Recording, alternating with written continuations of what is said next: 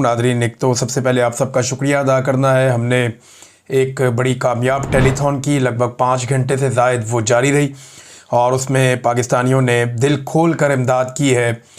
जो पाकिस्तानी इस वक्त फ्लड्स के अंदर मुतासिर हैं, जो सैलाब मुतासरीन हैं, उनके लिए। और आप आने वाले दिनों में देखेंगे इंशाअल्लाह कि ये इमदाद किस तरीके से पहुंचाई जाएगी सैलाब मुतासरीन के लिए। अभी ये सिलसिला जारी है और साथ साथ ये चीज़ें हम आपके साथ शेयर करते रहेंगे। अब एक बड़ी कैंपेन जो है वो हम इंशाअल्लाह करेंगे सैलाब मुतासरीन के लिए, क्योंकि जितनी ज़्यादा मदद करें उतनी कम है। हालात बहुत ख़राब हैं पाकिस्तान में, सैलाब बढ़ता चला जा रहा है। जो सूरत-ए-हाल मैं आपके साथ अभी शेयर करता हूँ, हमारी ये ज़िम्मेदारी भी है बहैसियत कौम और बहैसियत पाकिस्तानी के, जो पाकिस्तानी इस वक्त मुश्किल का शिकार हैं। जब हुकूमत काम नहीं कर पा रही और उनकी तवज्जो भी नहीं है उस तरफ, और वो टिकटॉक बनाने में और इस तरह की चीज़ों में मशगूल है, तो यहाँ पे पाकिस्तानियों की रिस्पॉन्सिबिलिटी ज़रूर है कि वो अपने हमवतनों का हाथ थामे मुसीबत की इस घड़ी में। एक हमारा बरतानिया के शहर लंदन में एक प्रोग्राम है। जुमे वाले दिन शाम को हम 5 बजे से लेकर 9 बजे तक सब लोग इकट्ठे होंगे फ़ंड रेजिंग के लिए। और ये रॉयल नवाब रेस्टोरेंट है बरतानिया में, लंदन में, जहाँ पे प्रोग्राम होगा। इसकी तफसीलात हम शेयर कर देंगे जल्दी। अब ज़रा आ जाएँ फ्लड्स की तरफ।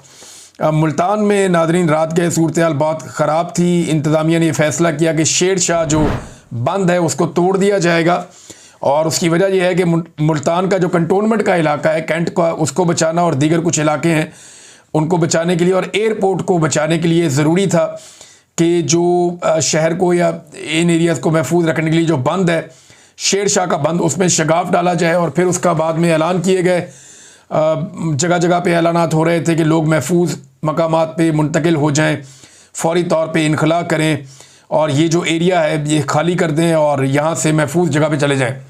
महफूज जगह कौन सी है?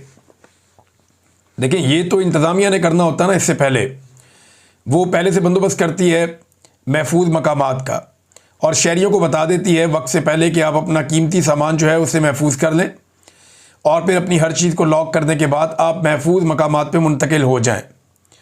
और वो महफूज मकामात पहले से बताए जाते हैं कि फ़लाँ फ़लाँ एरिया के लोग फ़लाँ जगह पे जाएंगे, फ़लाँ एरिया के लोग फ़लाँ जगह पे जाएंगे, और जो लोग कहीं और जाना चाहते हैं अपने रिश्तेदारों के घरों में या ऐसे इलाकों में जो ऊँचे इलाके और कदरे महफूज इलाके हैं, वहाँ पर चले जाएँ।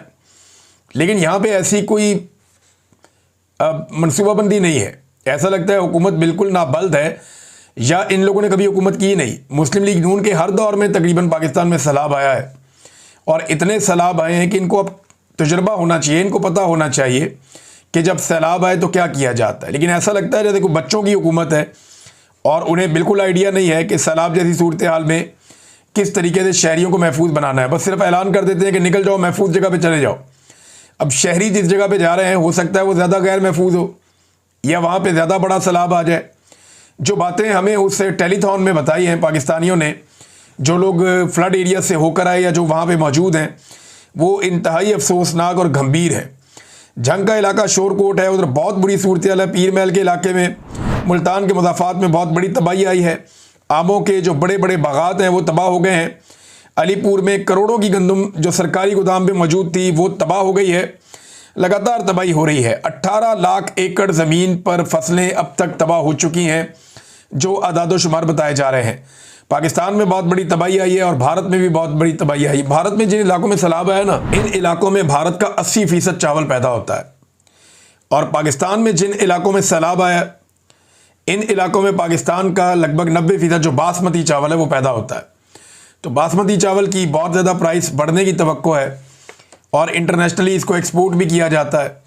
तो अब जो चावल की फसल आ रही है, देखे ना, 1 महीना रह गया था। अभी ये सितंबर के आखिर में चावलों की कटाई का सीज़न था और ये फसल किसानों ने हासिल कर दी थी। सारी मेहनत का उनको फल मिलना था, लेकिन बदकिस्मती से इस सैलाब के बाद किसान अपनी इस फसल से महरूम हो गए हैं। सारी फसल डूबकर तबाह हो गई है। हालात बहुत ख़राब हैं। और इसमें जो अब तक की इतला है उसमें जलालपुर पीरवाला का इलाका जो है वो बहुत बुरी तरह मुतासर है, और जो स्पेशली जनूबी पंजाब के एरियाज़ हैं वहाँ पे जिस तरह के हालात हैं, वहाँ के लोग शिकवा कर रहे हैं कि हमारे बारे में बात नहीं की जा रही, हमारे बारे में बताया नहीं जा रहा कि हम कितनी बड़ी तबाही से दो चार हो रहे हैं।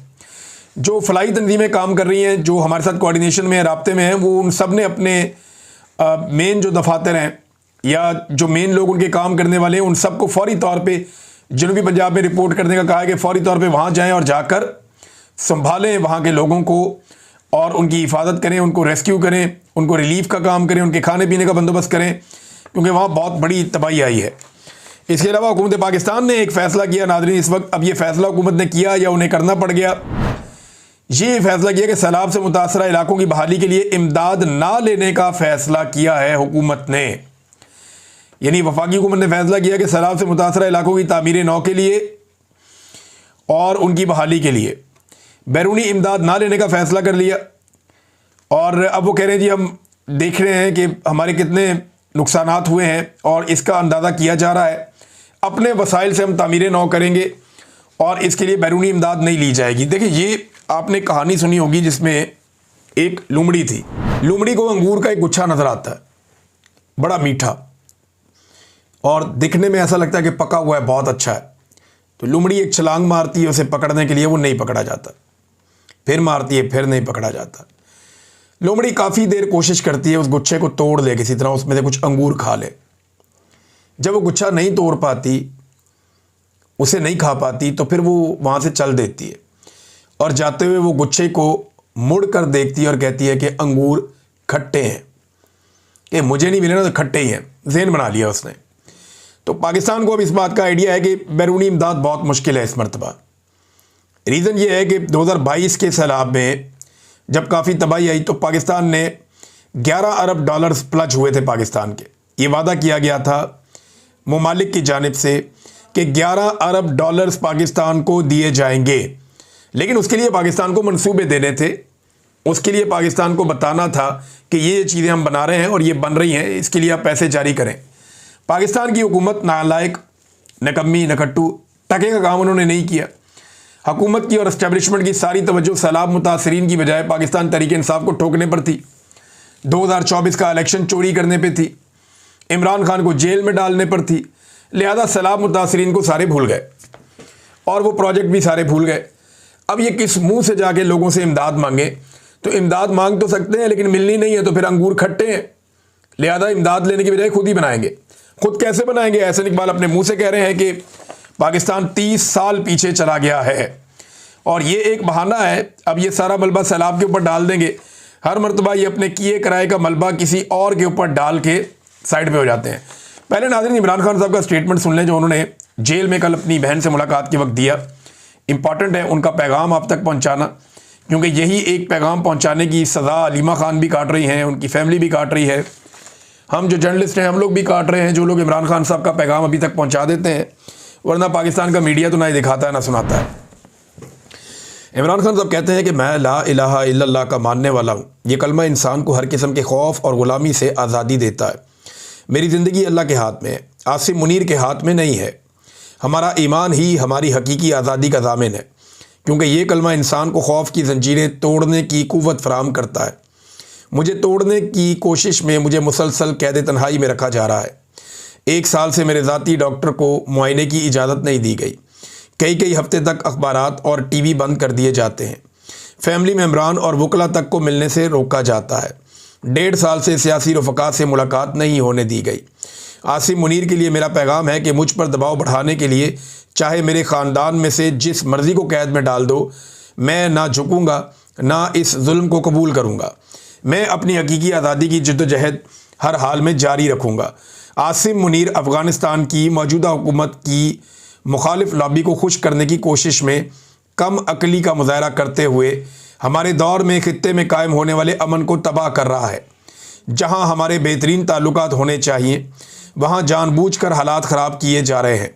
मेरा दिल इस पर भी बहुत रंजीदा है कि हमने कई दहाइयों की मेहमान नवाजी के बावजूद मौजूदा दौर में अपने अफ़गान भाइयों को धक्के देकर मुल्क से बाहर निकाला है। हालांकि वहाँ ज़लज़ला भी आया है और हमें उनकी मदद करनी चाहिए। अली अमीन को खुसूसी हदायत करता हूँ कि अफ़गानिस्तान जाएँ और उनके साथ जाकर बैठें और बामी मसाइल और अमन व अमान के हवाले से बात करें ताकि हालात को मज़ीद बिगाड़ से बचाया जा सके। जाली वफाकी हुकूमत को इस बात का जवाब देना चाहिए। मरियम नवाज़ जापान और थाईलैंड जा सकती है तो खैबर पख्तूनख्वा का वज़ीर आला अपने सूबे में अमन के लिए अफ़गानिस्तान क्यों नहीं जा सकता? खैबर पख्तूनख्वा में अपने ही लोगों के ख़िलाफ़ मिलिट्री ऑपरेशन ड्रोन हमलों और इलाकों से बेदखली करने का अमल दरअसल तहरीके इंसाफ की अवामी मैंडेट से बनने वाली हुकूमत को गैर मकबूल करने के लिए किया जा रहा है। अली अमीन गंडापुर को इस ऑपरेशन के खिलाफ भरपूर मुज़ाहमत करनी चाहिए। सूबे की आवाम पहले ही सैलाब से तबाह हाल है। अगर वहाँ ड्रोन हमले और ऑपरेशन ना रुका तो ये बहुत बड़ी ज़्यादती होगी। हमारे कितने पुलिस एहलकार भी जामे शहादत नोश कर चुके हैं। ये ऑपरेशन जब तक बंद नहीं होगा लोगों की मुश्किलात में मज़ीद इजाफा होता रहेगा और दहशतगर्दी मज़ीद बढ़ेगी। इस वक्त पूरा मुल्क सैलाब में डूबा हुआ है। पंजाब और खैबर पख्तूनख्वा के सैलाब की वजह से लोगों का बहुत नुकसान हुआ है। पूरी कौम को यकजा होकर इस सूरत हाल का मुकाबला करना होगा। मैं अगर जेल से बाहर होता तो ज़रूर फ़ंड रेजिंग और टेलीथॉन करता, मगर अब अपनी कौम से कहता हूँ कि वो बढ़ चढ़ कर और दिल खोर कर रिलीफ के कामों और सैलाब की इमदाद में हिस्सा लें। बलूचिस्तान में सियासी जलसे पर होने वाले हमले के ख़िलाफ़ एहतजाज में पूरी तहरीके इंसाफ को शिरकत करनी चाहिए। ये जी इमरान खान साहब का स्टेटमेंट 8 सितंबर का। आसिम मुनीर साहब के लिए बड़ा भारी स्टेटमेंट। उन्होंने आसिम मुनीर साहब के ऊपर संगीन चीज़ें जो हैं वो दोबारा से उनकी तरफ थ्रो की हैं। उन्होंने बताया कि इनकी पॉलिसी गलत है। ये अफ़गानिस्तान के मुखालिफिन को खुश करने के लिए कामकली का मुजाहरा करते हुए जो ख़ित्ते में कायम होने वाला अमन है उसको तबाह कर रहे हैं। ये आसिम मुनीर के बारे में इमरान खान ने कहा और आसिम मुनीर को चैलेंज किया कि चाहे मेरे ख़ानदान में जिसको मर्ज़ी जेल में डालो, मैं तुम्हारे सामने नहीं झुकूँगा, इस जुल्म को कबूल नहीं करूँगा, मैं अपनी हकीकी आज़ादी की जद्दोजहद जारी रखूँगा।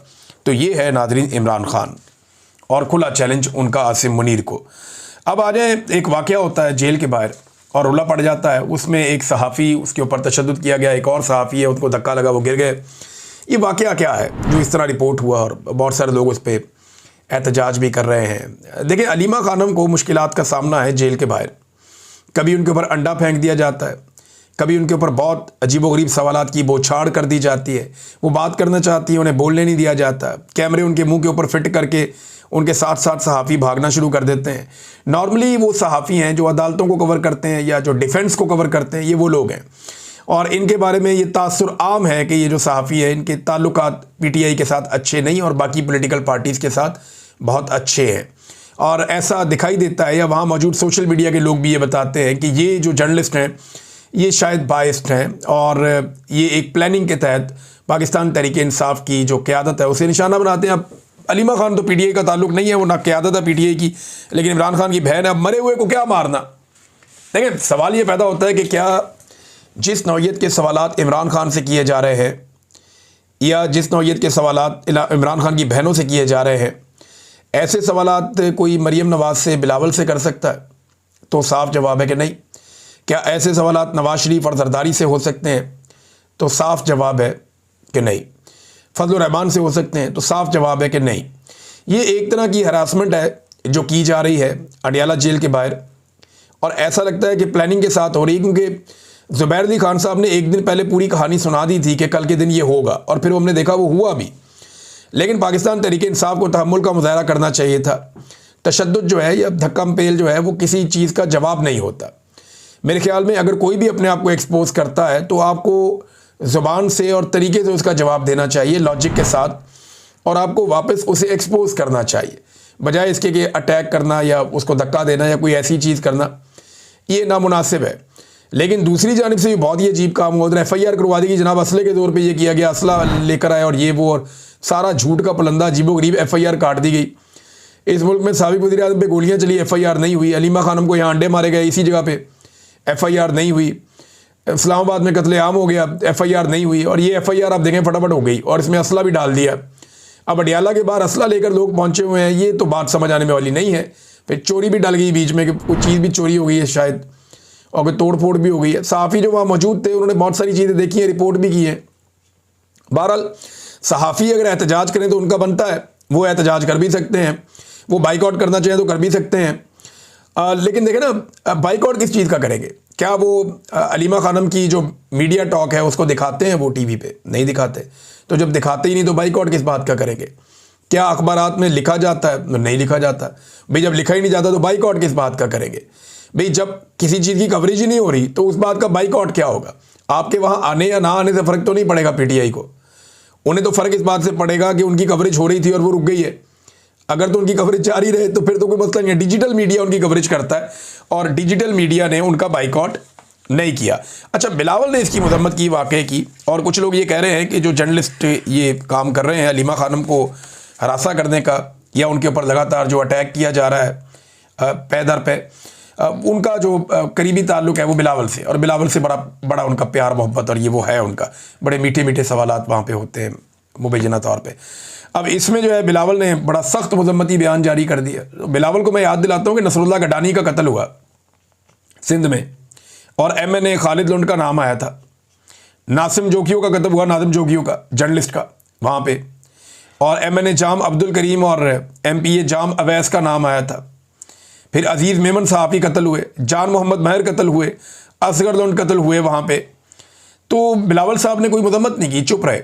अहमद नूरानी साहब के भाइयों को अगवा किया गया, बिलावल ने मजम्मत नहीं की, चुप रहे।